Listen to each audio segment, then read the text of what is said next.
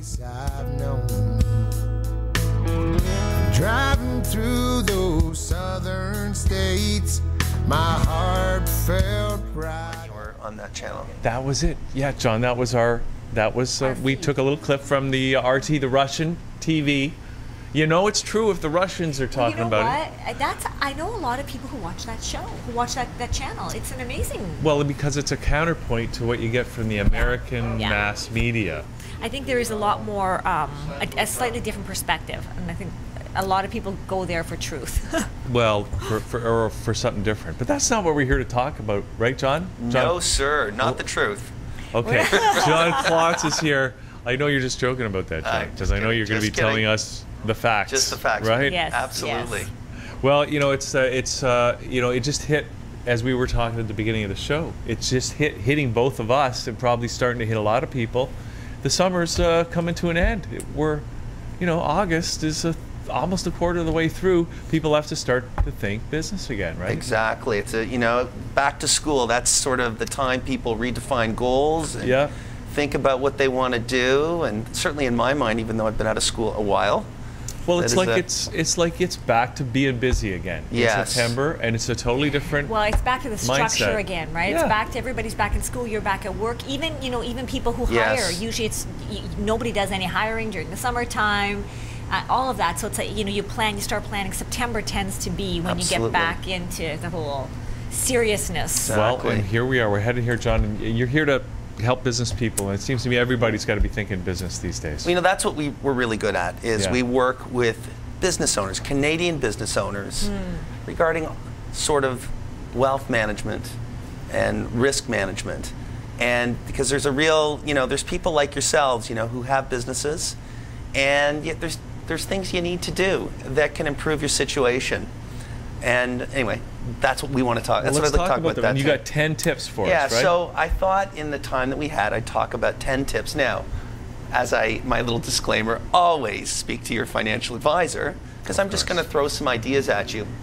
But really, tip number one, and for anybody who owns a house or has a mortgage, is set up a home equity line of credit, as opposed to a traditional mortgage. And the reason I like these things is because, as you know, mortgages accumulate interest all year long.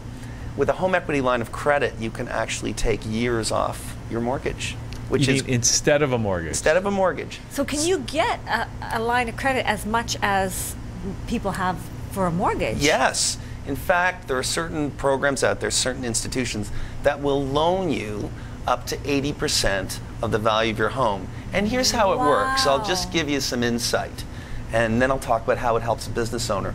So they loan you up to 80% of the value of your home, and what you do is you drop your paycheck into that, and every month, and it actually reduces your mortgage by your paycheck. And at the same time, all your monthly withdrawals are coming out of it. But if there is a difference in your favor at the end of the month, you've actually reduced your mortgage by that amount. And there's all sorts of calculators out there, and it does take years off the life of your mortgage, because every single time you pay down your mortgage or you get your paycheck, you pay down your mortgage.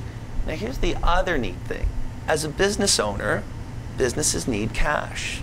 Well, the cheapest loan you're going to get is from your home equity loan, your home equity line of credit. You can actually loan yourself the money to run your business. You can deduct it, right, because it's a business expense, from your line of credit.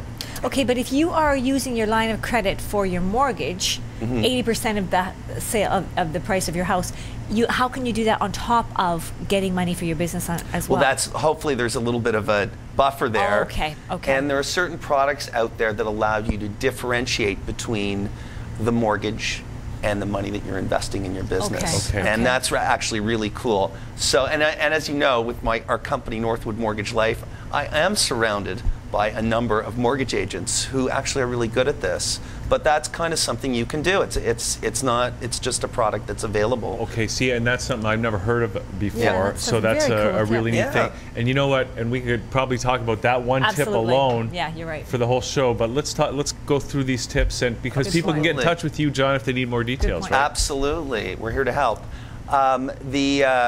Another tip, and this is for business owners again, is set up a health spending account. Now, You know, the interesting thing is when it comes to health and dental benefits, a lot of people, when they become self-employed, automatically want to replicate the health and dental plan that they had at their own company.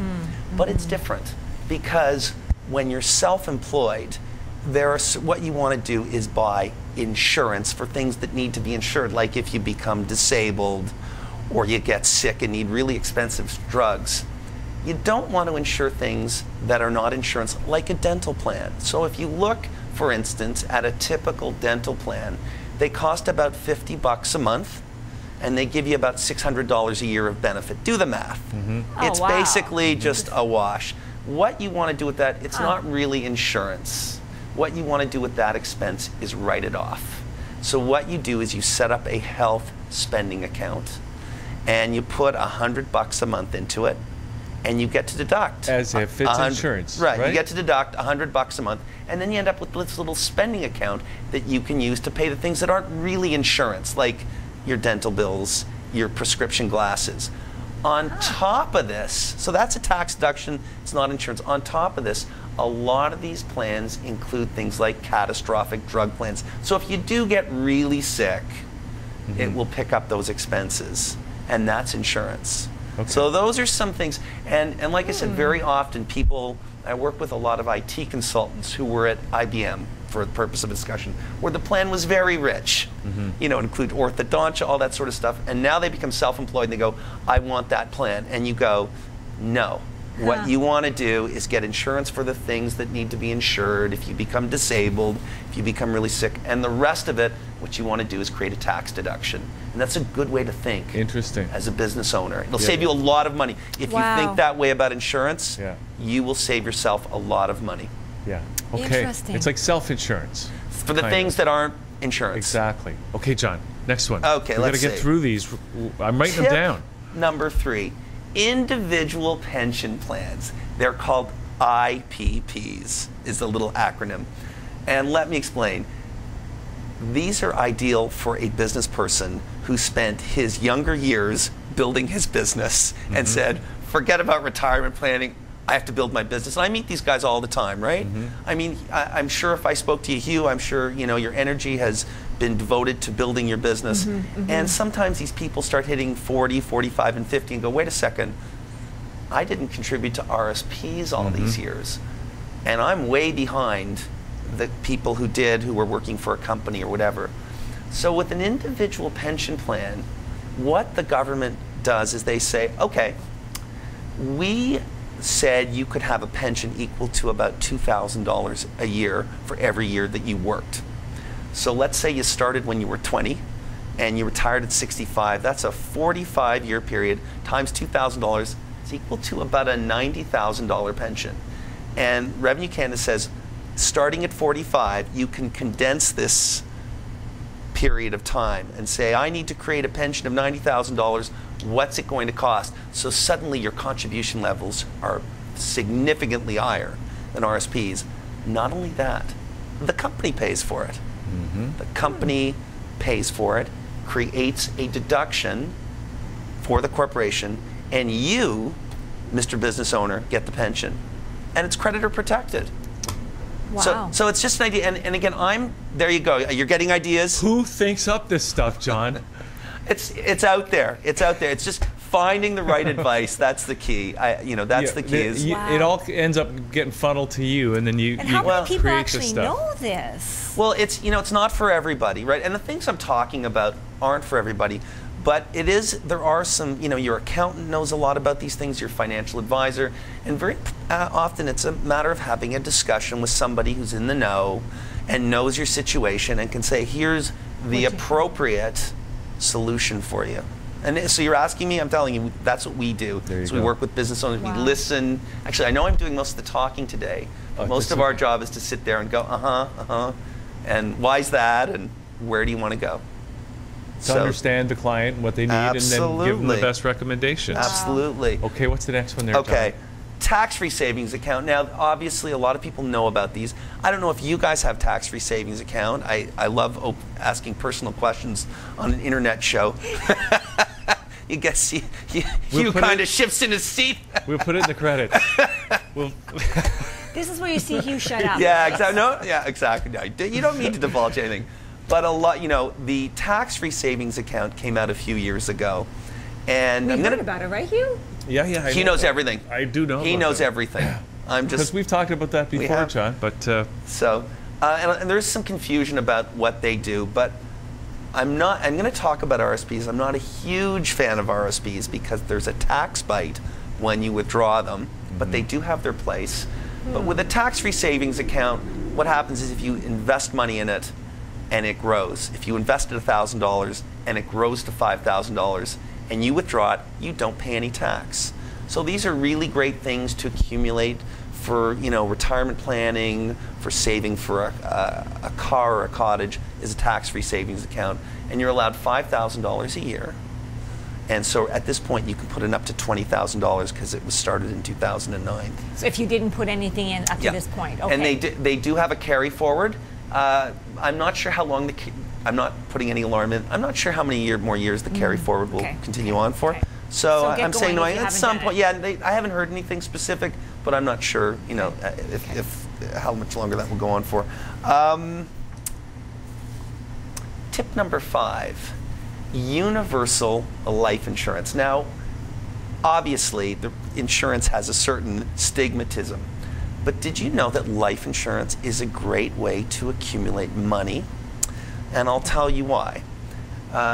If you invest in an insurance policy, they have investments within them. They have various mutual funds. They have exchange-traded funds.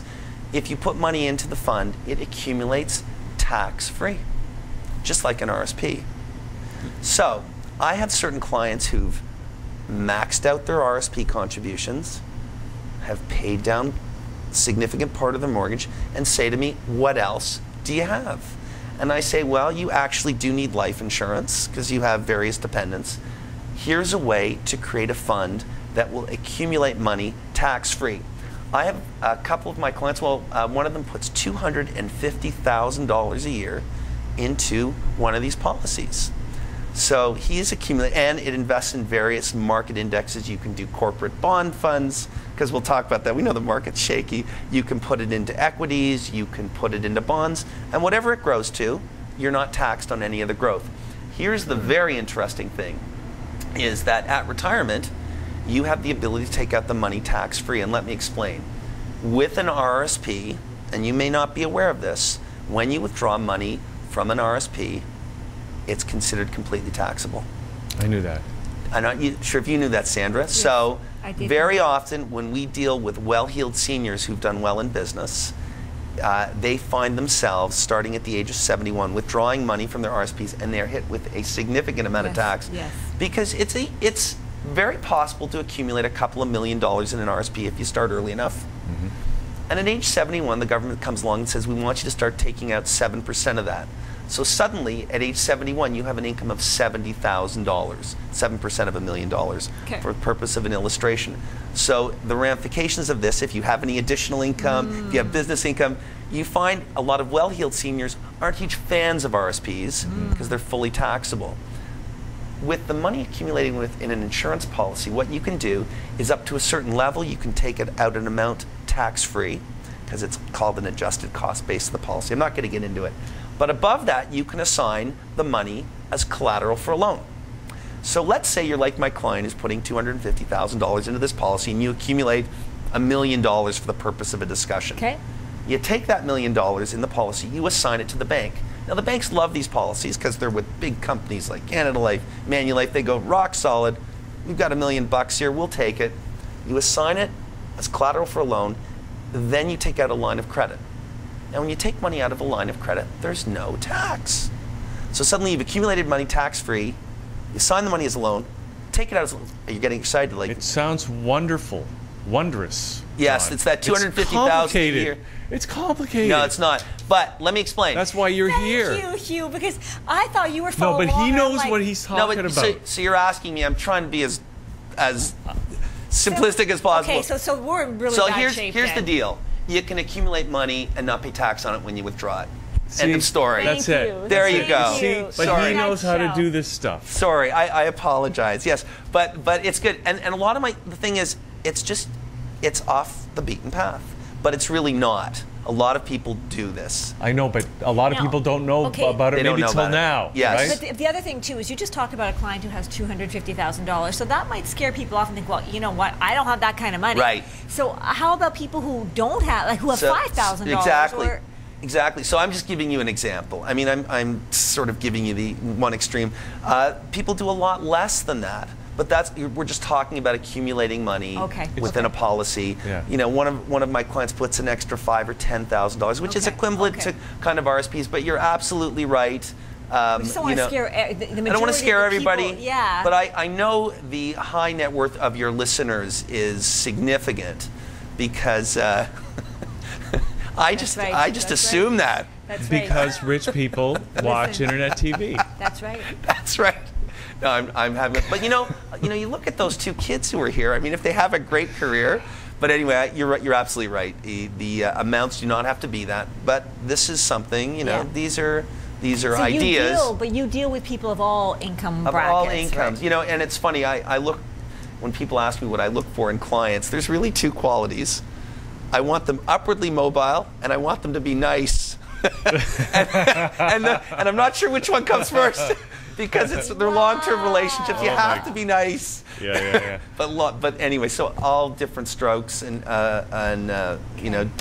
significant business owners, all the way down to the one or two person. Okay, so anybody who's out there that needs this kind of stuff. But John, I can't believe we're only through 5. Let's get through the rest of these That's right. things. Oh my God. Universal Yeah. life insurance. I'm writing it down. I know. And by the way, and I'll just say at the end, we have our tax tips, which we can email to anyone who's listening to this show in more detail. Okay. And absolutely. So if you don't have to take notes, you can get a copy of this. Tip number 6, if you own a life insurance policy and you have a corporation, consider selling the policy to your corporation. Now, why would you do that? Yeah, why, John? Well, okay. The way taxes are set up in Canada, they're really set up for business owners. Because business owners are taxed at about 16%, 16.5%, whereas the highest marginal tax rate is 47% for individuals. So, Unbelievable. isn't that amazing? That's shocking. Is it? Well, it's We're the way helping it is. entrepreneurs, That's John. That's what we're shocking. doing. If you want to Promoting- create wealth in Canada, be a business owner. Yeah. Seriously. And be a business owner my anyway. God. See, that to me is the most important point of all of this. There you Wait. go. Just be a You business mean it owner. wasn't the 250,000 into the universal life policy? Okay, John. That's too complicated for me. I know. Sorry. Okay, fair enough. No, but I agree with you. So Holy the cow. simplistic thing is, if you have a corporation, that's where The tax system was made Yes. for business. Oh Yes. my God. Yes. Yes. You know what? That makes a lot of sense. And I have a few though. more issues about the tax system, which the tax systems are not set up for families. I feel that they're because Wow. That's another shock. shared That's income. another Yeah, there's shock. a couple of other things. But anyway, to answer your question, yes. Where do you want to hang out? Hang out in a corporation where you're taxed at 16%. Okay. So what you can do is, if you own a corporation and you're in one of these high marginal tax rates, you can say, okay, I'd like my corporation to own the policy because it's going to pay the premium at a 16% tax as opposed to 47%. See, now I understand that. I get that one. Now it's even better. If you have money in the corporation, and many of our clients keep money in the corporation, you can sell the policy to your corporation and there can be a tax-free windfall. Company actually has to pay you something for your policy. And if you own the corporation 100%, well, you just sold it to yourself for a tax-free Don't tell distribution. Conrad Black. It's not illegal. Nothing I'm talking about is illegal. Yes, But that's the problem. I see how you're Once this thinking. stuff gets out there. No, I know it's See not. how he thinks? Well, Conrad Black doesn't think he did anything illegal either. Nothing's illegal here. But it's a good point. Okay. See how his mind works? good point. Look at him. Okay, all right. Now, these are legal. Okay. Of By the way, course they are. Just don't destroy the documents before the case. And don't get caught I on don't know video. what's going under Okay. that. okay, should I keep going? Don't know. Yeah, please. All right. Group RSPs. Now, this is a great way to buy your RSPs if you own a corporation or if you are an employee in a corporation, because you can buy your RSPs with pre-tax dollars, which is really cool. It's like buying them wholesale versus retail because you get your refund all year long. And then this is a group RSP. Yeah. How many people have to be in the group? One. So if you have a corporation, you can set up a group RSP and do a deduction right I'm at source. sorry, but this is so stupid. Why? Why is it? Because it's just ways to dance around to do the same thing. Yeah. Yeah, but it's smarter. Well, it's... It is, but who would have thought a group RSP is one person?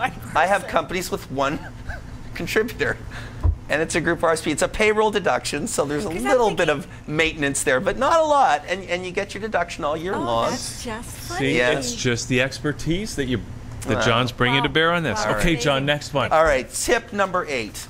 If you're going to buy your RSPs and you are a business owner, your group RSPs, because group RSP or individual, I'm just giving you options. You should buy them through an insurance company. Now, why would you do that? Creditor protection. Okay. Okay. Now, the insurance companies actually came out with RSPs. They're the ones who started marketing them back in the 50s, and they were given the mandates. Now the banks are very involved with them.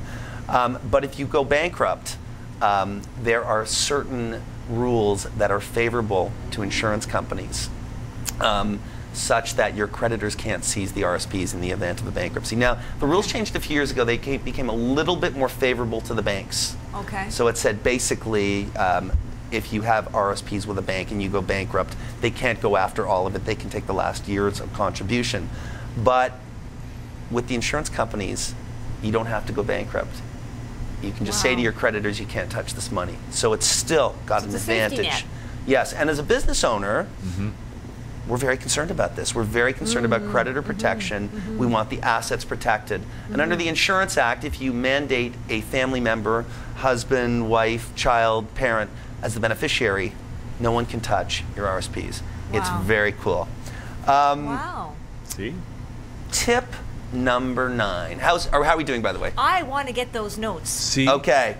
All right. Okay. Tip number 9, consider deductible non-registered investments. So here's... What is that? Okay, well, I'm not going to overcomplicate it, but I will say, here's the problem with RSPs. I think we alluded to it, is that when you withdraw them, there's tax, right? Okay. Right. Single RSPs, not group RSPs. Doesn't matter. Oh, okay. Doesn't matter. RSPs, whether they're group or individual, when you take them out at the age of 71, you'll be taxed on the total amount, whatever amount you take out. So why do people buy RSPs? They buy RSPs because they get a tax deduction, right? Which is important. And the money accumulates tax deferred, okay? It's not avoidance. You do pay tax when you withdraw them. So wouldn't it be great if you could create a deduction similar to an RSP, but create investments that when you withdraw them aren't taxed as heavily? So here's what my clients do. They take out a loan for investment purposes, and this scares people, but it's very doable.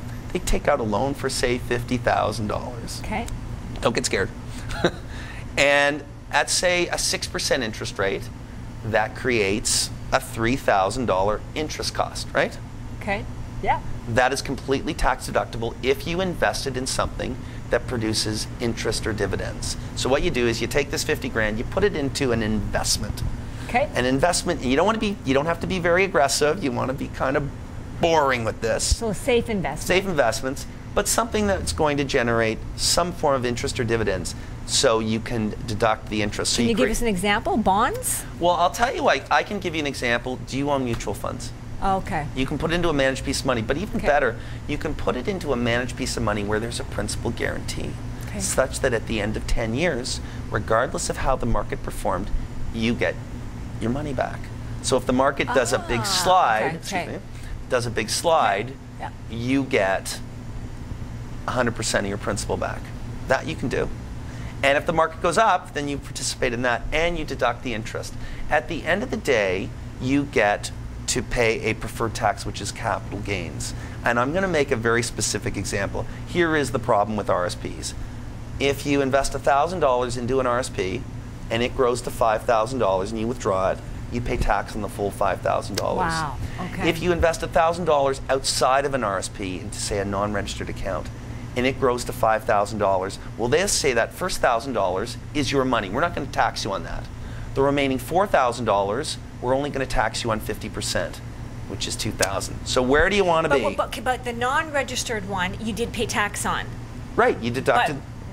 And whereas the registered one, you don't pay tax on the beginning. So that's the tease, right? Difference, yeah, exactly. So what they've got investments that really limit the distribution of interest and dividends on the non-registered. They're really, they just produce enough to make it viable for tax deductible purposes, but they really limit it.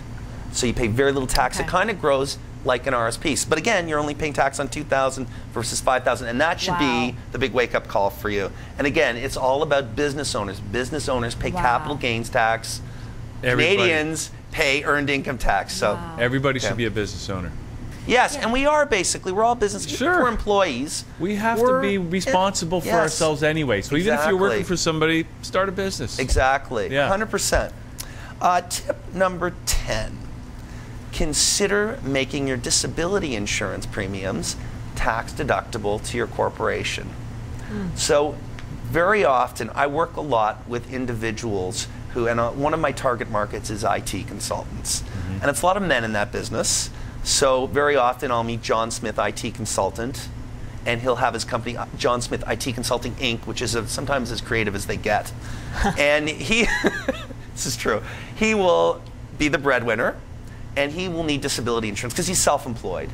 And he will have a stay-at-home spouse who does the books, but he does some income splitting with her. And what he'll do is he will say, okay, there are 2 directors of my corporation. There's me and my wife. As a result of there being 2 people in my company, I can take out a fabulous disability policy on me. I can take out a completely dreadful policy on her that I've gotten as cheap as $8 a month. I then set up what we call a wage loss replacement program, and we can deduct the whole premiums to the corporation. And that is tip number 10. Make your disability insurance premiums tax deductible to your corporation. How do we get this? We need to be able to get this. Well, so the best way is to speak with an advisor. You can reach us. Our website is northwoodmortgagelife.com. You can email us if you'd like a copy of our tips at info@northwoodmortgagelife.com. And what do we ask for? Just say, I'd like the tax tips. Okay. And if you'd like to call us and speak with us, you can reach us at 416-969-8130. We're extension 230. And you know what? The thing that gets me is, even if you have trouble understanding some of this stuff, and even if it seems above your head or beyond. He looks at me as he says that. I think you got it. I have to look at somebody. I'm just saying. I think you got it. Or lube. Well, I'm just saying, John, that you know, they just need to call you, and you've got the inside scoop on how to get all this stuff done. Actually, we can help. You did make it pretty. You did dumb it down, so I appreciate that. I think it's just a matter of you hearing it, and if you hear it a few times, that's great, because it's just not what you guys do, right? It's not, and that's the people we work with. They're very focused on building their businesses. This is nice, but they're focused on building their businesses and well, you can't wear every hat, right? You cannot wear every hat. So work with a professional like John. Exactly. Yeah. Okay, John, great to have you on the show. But you have to be nice and upwardly mobile. That's all we're looking for. Not working with you. That's all we're looking for. I'm not sure in which order, but that's the key. Okay. Thank you for having me. It's been an honor. Thanks. Okay, John Klotz, great to have you on. Thanks for doing this. Thanks. And I guess that's it for the show, Sandra. Okay, we're going to high five it just like the kids. Yeah. High five. I was giving them high fives out in the hall even. Were you? Yeah, they were still doing the high five stuff. It's kind of like medium five though, because they're small, right? You can't really do a high five. So let's just thank everybody for tuning in today. Thanks, Aaron and Lubo, for doing the tech here today. And thanks all our guests and John Klotz and everyone else. And we'll see you all tomorrow at noon. Great day. Enjoy for more August. Liquid Lunch right here on ThatChannel.com. See you then.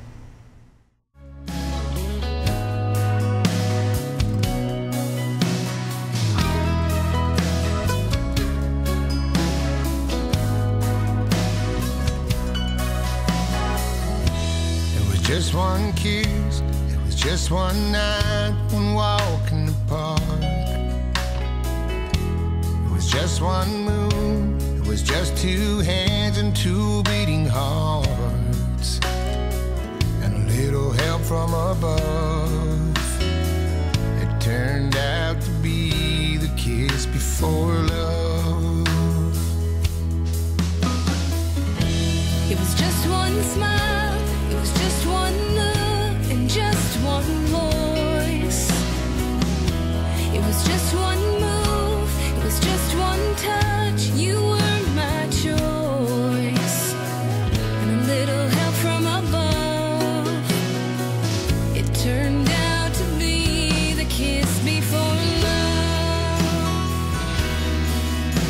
love.